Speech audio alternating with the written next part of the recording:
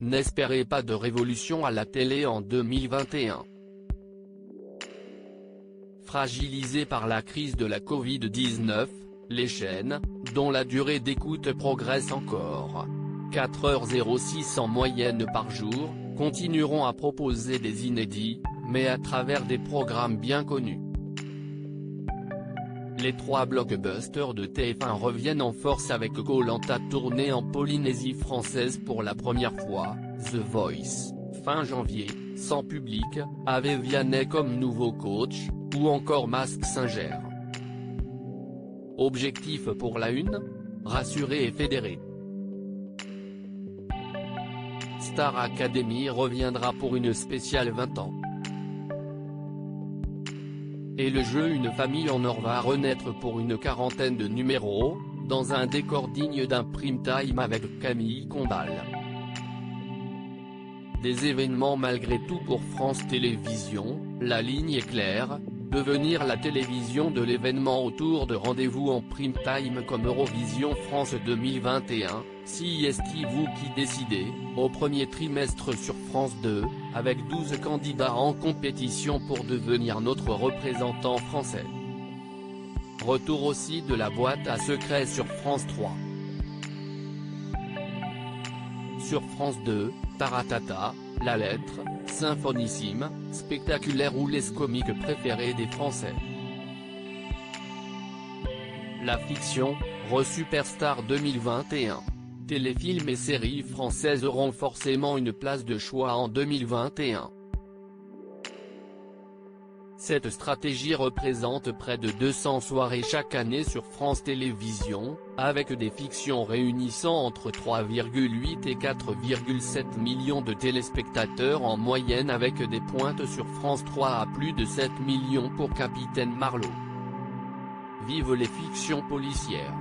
Mais la prise de risque devrait se focaliser sur les séries axées sur l'éducation, la transmission et les problèmes liés à l'adolescence. Le service public n'a pas renoué avec ce genre depuis Lindsay et Madame la Proviseure. France 2 dégainera ainsi la faute à Rousseau, série avec Charlie Dupont, Annie Dupéret, Samira Lachab, autour de l'arrivée d'un professeur de philo hors du commun dans un lycée. France Télévisions reprend des fondamentaux afin de les moderniser. Dans les tuyaux, L'amour presque parfait, une sorte de nouveau Clara HLR. Dans un autre style, Le Code, Christiane Millet et Daniel Nolob, va renouer avec le judiciaire, ce qui ne s'était pas fait depuis Avocats et Associés et Boulevard du Palais.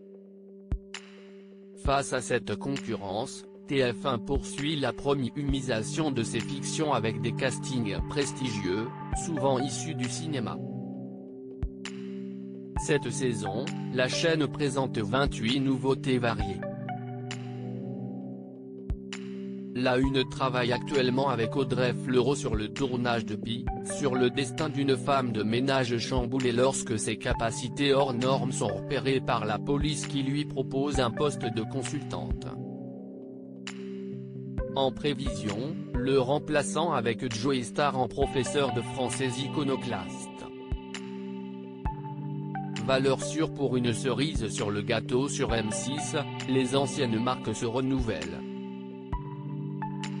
CIST le cas de maison à vendre qui fera l'objet d'une spéciale avec Stéphane Plaza et son équipe d'experts, et qui pour la première fois offre une déclinaison. Que sont-ils devenus ? Outre les retours de Pékin Express, du Morning Night avec Michael Youn, du meilleur pâtissier, les professionnels avec 7 binômes de pâtissiers, M6 lancera un nouvel Access, Mon gâteau est le meilleur de France avec Cyril Lignac et un jury d'experts qui parcourt l'Hexagone. Autant dire que la télévision devient une valeur refuge. Opération Renaissance, le pari risqué de M6 tournage au long cours.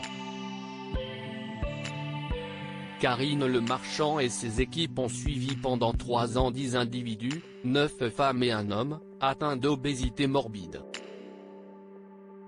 Ils ont accepté de se faire opérer sous l'œil des caméras d'Opération Renaissance, le lundi 11 à 21h05, afin de perdre entre 40 et 70 kg, grâce à des opérations chirurgicales dont les conséquences peuvent être lourdes et irréversibles.